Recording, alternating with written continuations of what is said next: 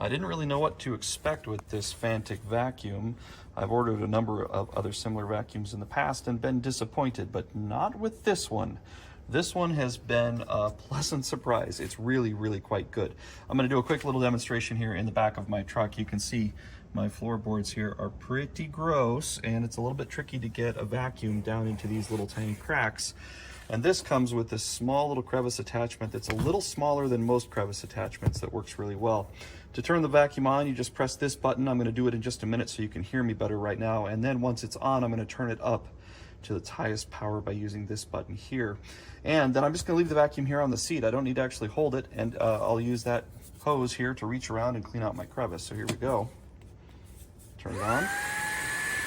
You can tell you can hear it, but it's not super loud. Here's high power, which is a little bit louder. It's interesting, it sucks air in this end, filters it out in this chamber here, which is where all the dust collects, and then it blows all the air out the back side there. So we'll just grab this here and start vacuuming.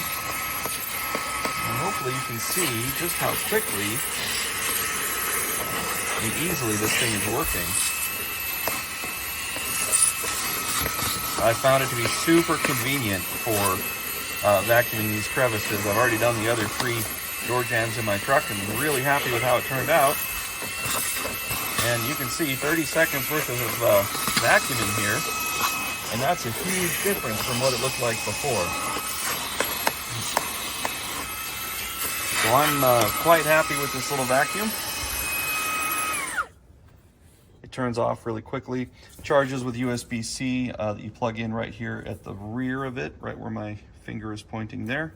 And it comes with multiple different attachments for the front here. Rather than just this hose, it's got a bunch of different things you can plug in. And it also has a bunch of attachments you can clamp onto the back here, so it can be used as a blower to clean things like computer keyboards and to blow dust off of other areas. So overall, I really like this vacuum. It's great.